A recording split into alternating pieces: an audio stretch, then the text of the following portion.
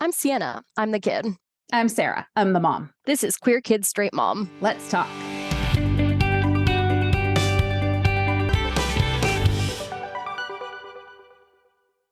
Welcome back to Queer Kids Straight Mom. Today we're talking about fan culture. Sienna, tell us more about that. So it's very broad, but fan culture is essentially just referring to people who are fans of things. Really be anything. You can have fan culture surrounding pop stars. You can have fan culture surrounding sports. I'm a big proponent of treating sports more like we treat all other fan cultures because we tend to take it a lot more seriously, but we can get into that later. But yeah, we're especially going to focus on fan culture surrounding like media phenomenons like TV shows, books, movies, that kind of thing. And tell us how this is related to the LGBTQ plus community. So there are a lot of theories out there about why this is. The sort of prevailing one is just that like queer people like consuming media, just like anybody else, but they tend to look at a lot of popular media and not see themselves reflected in it. And so they engage with other people, they engage with other members of that fan community to create sort of alternative interpretations of the media. So you're saying like watch a movie that doesn't have any queer representation and then kind of come together as a fan base to imagine scenarios where there might be. Yeah. So like one especially popular example is fan fiction, which is it's just this whole wild world, man. And it's not something that I guess I have a ton of experience with, but I did just write a paper about the Chinese danmei genre, which is like basically queer novels in like online web novels in China, and how it turns out that they were actually hugely influenced by Western, it's called slash media, when you ship to, oh man, I'm just throwing so many terms around that we have to get into. But when you create a relationship between two characters of the same gender, that's called slash fic. And yeah, it's just this whole fascinating adventure out there. There's so much weird stuff on the internet, and people will do so many creative things in their fan fiction, and it's fascinating. So fan fiction is a really big part of this community. It's interesting. The first time I ever saw fan fiction was way back, believe it or not, right after I had graduated from college. So I told you how much I love the show My So-Called Life. I've talked about that before, which is also relevant because Ricky was one of the first queer characters played by a queer actor that we saw in television. But I was looking up something about the show and it ended, if you are not familiar with it, it was canceled and ended with like basically a cliffhanger. And then the show was over. So everybody wanted to know or imagined what happened next. So there's a whole bunch of fan fiction out there about like the next season of My So-Called Life that was never filmed or at least never aired. So I didn't realize that makes sense that it would be a big part of the LGBTQ community because you have a similar situation where you're having to imagine what would happen if you could make it happen. Right. It's sort of storylines that you could imagine it as. These are entire storylines that got canceled. And so you have your TV show or whatever might still be running, but you're still feeling like you have to fill in that gap, those spaces where those characters could potentially have a relationship or where they should have a relationship. And that is called shipping. Explain. It's literally just a shorthand relationship, shipping. So interestingly, apparently all of this, it's interesting that you bring that up, that so-called life, because I think that would have been 90s, late 90s. It was on TV in the early 90s, that one season it was on. I think I was in high school. I did not actually watch it when it was on. Sadly, I was one of those people that did not tune in at the time. I watched it all through reruns on MTV later in the 90s. So it would have been, around the time that I think actually fan fiction was really ramping up when it was becoming more of a thing. But it really originally and there's examples going way back of people like getting really excited over, the original Sherlock Holmes novels. But what we sort of recognize as fan culture, fandom really began in 80s, I think, with Star Trek. That's sort of when that term actually shipping really became a thing. X-Files was also part of it when people wanted the two main characters of that to become a couple. But really the sort of prototypical slash ship was Spock and Kirk from Star Trek. So, and then it sort of grew out of that.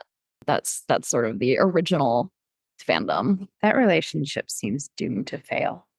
I know nothing. I know absolutely nothing about Star Trek, but it's interesting. I was just reading an article, I think it was on Teen Vogue, but it was about like how that couple, that ship has formed sort of the basis for a lot of male pairings, whether in fan fiction or just in media more broadly, in terms of either the character dynamics, like the military ex-tactician kind of thing, or the sort of aesthetic of like white blonde dude and white black haired dude. So it's interesting. It's really kind of the basis for a lot of what we see currently. So what are some shows that are currently very popular in fan culture?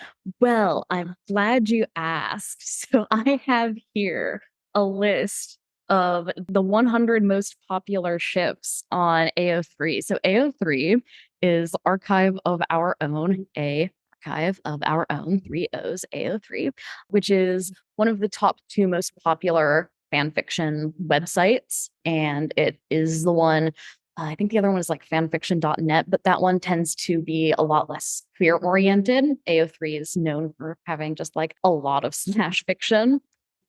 So top 10, and there are going to be some of these, like, I don't even know some of these pieces of media. I'm not familiar with them, but we have in the top 10, number 1 is Aziraphale and Crowley from Good Omens, which if you're familiar with that makes sense because the long-awaited season 2 of Good Omens just dropped like last year. So it's like a huge thing. So this is interesting. Number 2 still is Sirius Black and Remus Lupin from Harry Potter. Yeah, it's interesting. It's still Harry Potter is still really popular on here. Then we have Dazai Osamu and Nakahara Chuya from Bungo Stray Dogs, which is one of those things I know nothing about. Here's a fun one. We have Steve Harrington and Eddie Munson from Stranger Things. We have, I'm very sorry, I'm definitely going to mess up some of these names because again, I'm not involved in those fandoms, and so I don't know how to say them, but Alhaitham and Kava from Genshin Impact. Interestingly, someone in my Chinese class actually, I think, wrote his essay about that game because I think it's a Chinese game. But anyway, we have John Soap McTavish and Simon Ghost Riley from Call of Duty. So you'll notice, yeah, we also have a few video games on here too. That's in 6th place. We have Bakugo Katsuki and Midoriya Izuku from My Hero Academia. We have, interestingly, more Harry Potter in 8th place. We have Regulus Black and James Potter, which is very random to me. That is random. Seems really random. It's so random. Like, I don't think that's a relationship that there's like any, like, regardless of whether you think it's a queer relationship or a platonic relationship or whatever, like, there's no textual basis for that. We don't ever see them interacting. I don't think. Yeah. So yeah, like I said, people get very creative. And then in 9th place, we have Blackbeard / Edward Teach and Steve Bonnet from Art Flag Means Death. And then in 10th place, we have Asterion and Tav from Baldur's Gate. So yeah, there's a lot of stuff out there. There's a huge variety. You know, we've got video games, we've got TV shows, we've got books, got one that comes up every once in a while. It's less frequent, I think, but one that was really popular for a while was, I forget the other guy's name, but people were writing a lot of fan fiction about Harry Styles for a while, like back in the One Direction era. Which this is one that I have to say I struggle with. You know, I in general think people tend to like get overly, like fan fiction's so weird. Why are you so obsessed? And I'm like, let people do their thing. I do struggle with fan fiction about real people. Like that's weird to me. That I'm like, if I were a famous person, I wouldn't want people writing fan fiction about me. That'd be so weird. People writing stories about you. And like keep in mind that it's not just writing stories, but a lot of the stuff, a lot of the fan fiction is like relatively sexually explicit. So like they're writing sex stories about you. Hmm. I wouldn't appreciate it personally, I have to say. So fan fiction in general is not kid friendly. So I think we need to broaden our definition of fan fiction. This is one of these hills that I'm going to die on for no good reason. But I think that we have this kind of narrow definition of fan fiction. Like if you go on AO3, yeah, a lot of what you find on there is not going to be kid friendly, whether that's because it's sexually explicit, it's dealing with like trauma or whatever, there's violence, all sorts of things. But I also think that there's this weird kind of capitalist element to it, right? Where what we consider to be fan fiction is stuff that is fan produced, but also has this element of people are creating something purely for their own joy and the joy of others without expecting any monetary reward out of it.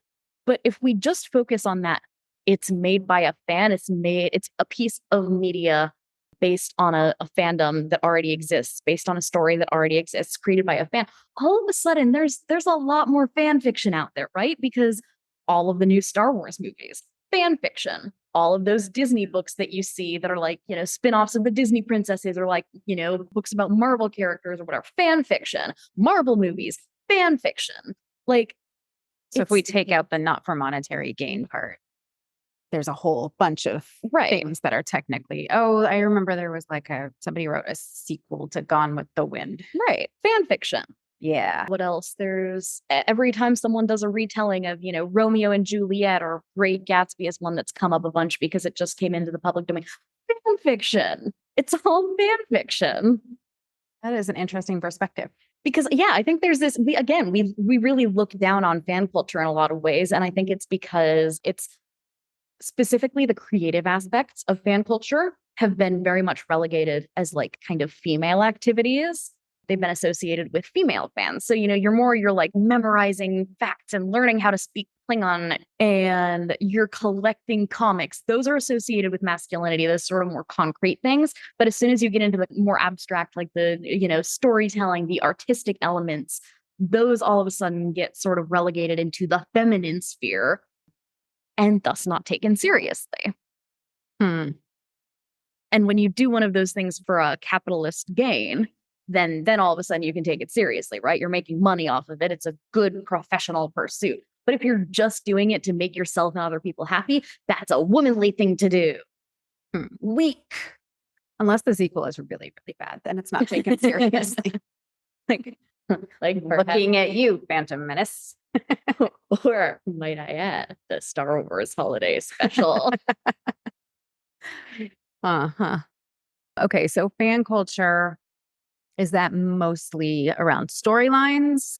Does that include like there are favorite actors and actresses? Or is it mostly like there are favorite characters, not the people that play them? It definitely can get a little bit, the line can get a little bit blurred. And it's one of those things where people then like start getting weird about like, oh, those two people are in a relationship together on TV. And so therefore I also want them to be in a relationship together in real life, which is in fairness, sometimes that does happen, like Tom Holland and Zendaya, which is fine and cool and all good, of course, until they break up and have to do more movies together. But there's definitely a little bit of a parasocial element, right? Where you start feeling like, oh, I'm not just in a relationship with these characters, I'm in a relationship with real people. And so it can involve actors in general. I mean, like you saw from the top ships on AO3, it's more focused on characters, but there can be a little bit of that parasocial element. Okay. Yeah, like we've talked about Kit Connor and that whole thing. Like people were like, I think, obsessed with this idea that he and Joe Locke needed to actually be a couple. Yeah, and I think it tends to get more of that way. It becomes something of like proving the queerness of an actor. I think people get into their heads this idea of like, if this or is really gay, then he'll be in a relationship. And look at that other guy he could be in a relationship with because they're in a show together. And it's like, no, queer people can also perform romantic chemistry, actually. Hmm. It's called acting. It'd be kind of a fun way to like make sequels to things is have a contest and have people like write their fan fiction script. And then there's like a popular vote. Dude, and that's what's made. like 100%. And the funny thing is, if you look at some fan fictions, like they're like literally the length of War and Peace. They're the same number of words. Like there are some really committed writers out there. Length doesn't necessarily mean quality, but I think there are also some really high quality fanfics out there. And yeah, again, they just don't get taken seriously. And then meanwhile, like you have people producing absolute crap that actually goes on TV. And you know, I've said this, like, I think a couple of times before, but I think there's a sort of stagnation that's happening in the film and TV industry right now, where there's, you know, people want to keep doing the same things over and over, and they don't really want to be committing to anything that might require them to actually take a stand in the thing that they're producing. I'm thinking of you in particular, Disney. And I think that a lot of the new, like the stuff that's been really good has been coming from some of those more outside voices, like voices that aren't necessarily from within the industry or like really popular from within the industry. So like, you know, you think about Heartstopper, right? Is based on a web series. Mm-hmm.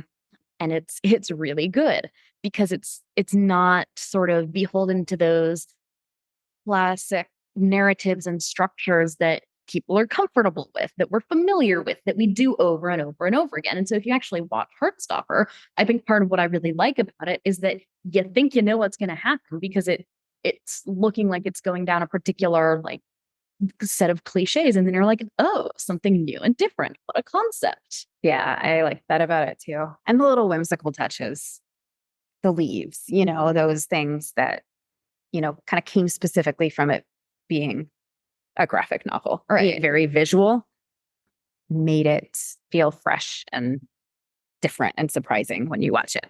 Yeah. And so I think that treating some of these writers more seriously, treating their concerns seriously, looking at like what are the storylines that people want to see?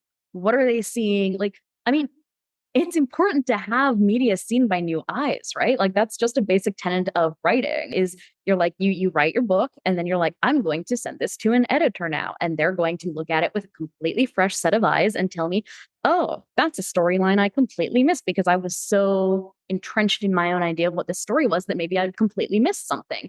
And it seems like I don't know, maybe because everybody's so used to working with one another or reworking the same kinds of stories and visual effects and all that, that maybe there's an element of that that's missing. But if you look at fan fiction, you're seeing how people are actually receiving the media, not how you want it to be received. That's interesting. So it almost needs to be like a choose your own adventure kind of what do people want to happen next? Right. And, you know, so there's a lot of nonsense out there. Like, no offense, but Harry Potter X Voldemort is stupid. That's weird. That's really weird. Ew. I don't know where you got that. I'm sorry. If anyone out there is a devoted fan of the Harry Potter X Voldemort, I'm sorry. I can't get on board with that. That's actually a thing. It's not only is it a thing, it is, let us see. I think it's on this list of top 100. Yeah, it is. It's new on the list, but it's number 76 of all of all of the vast ships in all of the materials out there. It is number 76 in popularity. Are you sure people aren't just putting that out there to irk J.K. Rowling? Maybe that would be funny. Because that is the only explanation I can come up with for that nonsense. Anyway, right? So there's weirdness out there. But there are also good ideas. And sometimes you need some bad ideas to get to good ideas, you know? Yeah. Yeah. I mean, it does like something works, it's well received, and then everybody's like, oh, that formula works. And then they keep doing that. But the reason the things make a splash in the first place is because they feel new and different. Right. Like a classic example of that is Hunger Games, right? Like Hunger Games was when it came out pretty unique in terms of, this sort of dystopian reality that was also using a strong female character, blah, blah, blah, et cetera, et cetera. And then in the, 5, 10 years after that, so many that were literally just the exact same form. Government doing something bad. Strong lone wolf female character must do something. Also, two hot men are in love with her. How will she ever choose? And completely stripped away the soul of Hunger Games, right? Because Hunger Games was not actually about, the love triangle or whatever, whatever. It's like an actual story, but people were like, ah, yes, that formula was popular. Yeah. Yeah. I remember when The Matrix came out and it was so cool. Like the visual effects, the cinematography, like everything was so that kind of 360 effect. And, a lot of things were just new and different. And then everybody was like, that's how we make movies now, which is fine. Like it's cool to have new technology and new effects and like put them to use, but you can't just keep doing the same thing over and over again, which is, yeah, it kind of makes sense. Like you need people that are outside the industry, I Yeah. think sometimes to have ideas. And no offense, but you're gonna need to throw some flops in there. But the important thing is not that it's like a flop like Morbius or something where it's just you do the same thing and no one cares because it's boring. You're gonna need to have a Harry and Voldemort movie. Yeah. Where everybody was like, oh my God, what were you thinking? But you have to be willing to actually do something that's weird and unconventional. Well, I mean, when you heard they're making a Barbie movie, right? Right. Was like, ew, what? It's like, well, Greta Gerwig. Okay. Okay, I'm listening. And it turned out to be really good. And then, of course, what people got out of that was like, let's make I don't know, what are they making now? Oh, yeah. Like, Another Mattel movie. I don't remember what game it was. Monopoly?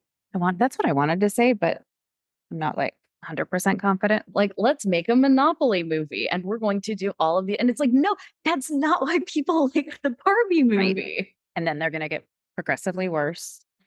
And the Candyland movie is going to be terrible. And only small children will love it. And then everybody will be Princess Frosty for Halloween. Probably be like one catchy song that's going to be played on the radio every single hour, and your kids are going to play it nonstop, and you're going to hate it. You're going to be like, not the gumdrop song. But then in probably 50 years, it's going to be a cult classic. We have good ideas.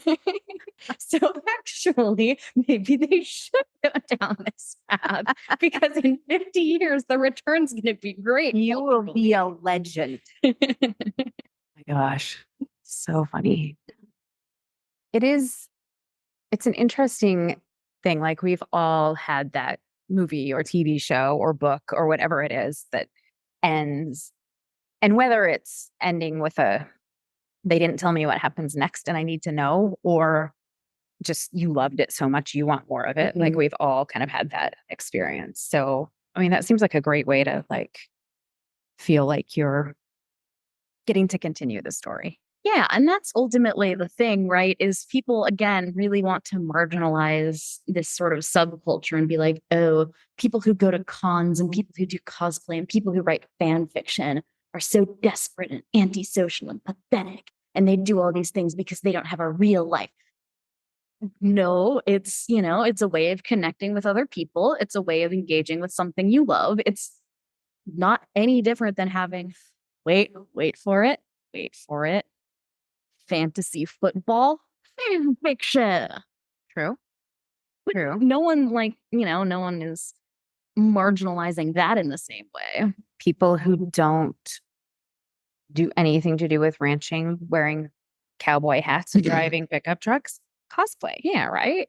Like it turns out there are actually a lot of things culturally that are very, very normalized. People dressing up like soldiers basically to go to the grocery store. Cosplay. Yeah.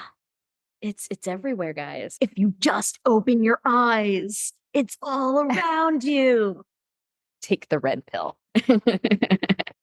Take the red pill, but not in the sense that it applies to the incel movement, Yeah, y'all, which we we just found out about. to take a break to Google which pill it was. And it turns out that men think that taking the red pill means waking up to realize that all of your gender norms and performativity is all for the benefit of women.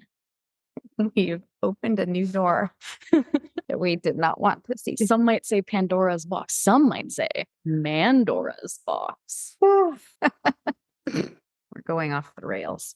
Does that pretty much sum it up? Are there any other terms that are like specific or commonly used in fan culture that people might hear, and if they knew that, oh, that's the context, that's a fan culture thing, that would be helpful? I'm trying to think. I don't know. I mean, obviously, there are a lot that are specific to certain fandoms. Like, what's an example? So you'll have like specific ship names for different relationships where you like combine the characters' names. So like Steve and Bucky from Marvel is Stucky, which always cracks me up because there's a Stucky Road in Bozeman. Mm-hmm. And we drive by and I'm like, haha, gay. I mean, and obviously there was plenty of anime on that list. And then anime really has its kind of own subculture where there's all sorts of terms in there, but we don't need to get into that because that's like a whole separate thing. Okay. Well, thanks for explaining that to everybody. It's an interesting new world if you were not aware of it. There's a whole lot out there. Actually, my one last thing, I think a lot of times parents don't know how to engage with kids on this because it's very niche. There's lots of terminology. And again, a lot of people sort of think it's like weird or obsessive. And I just think it's good to, try to engage, see if your kid wants to watch something together, see if they want to talk about it, and just go, like, even if it seems like weird, just go with it, So what's a non-cringe way for a parent to engage? This is difficult for me because I tend to be a lot less like that's cringe than a lot of teenagers are. Yeah. So I'm like, I don't know, man. Like personally, I just like it when people are excited about the things I'm excited about.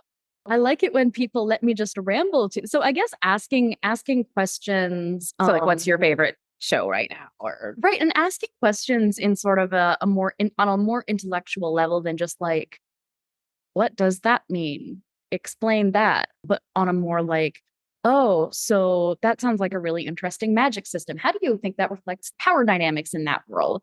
I think that kind of question it shows that you're not like infantilizing it, I guess. okay. How do you think that this ship there's one, canon. I think we've discussed canon before, but canon just means that it's like an official part of the universe. But how do you think that this relationship being canon might influence the course of the story? Because, people are engaging with that a lot. It's not just, haha, wouldn't it be funny if Harry and Draco had a relationship?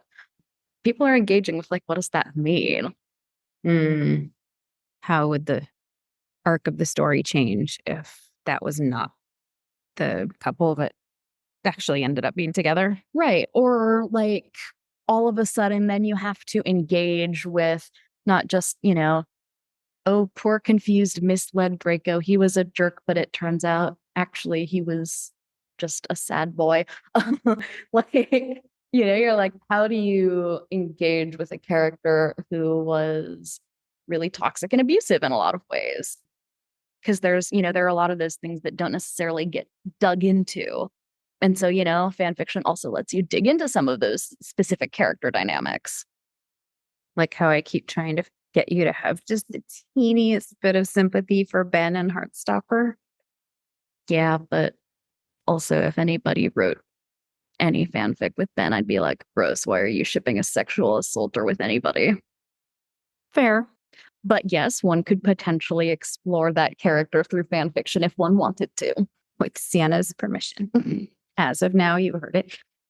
I am the overlord of fan fiction, despite having only, I think, read a fan fiction once in a college course because we were talking about it in the course.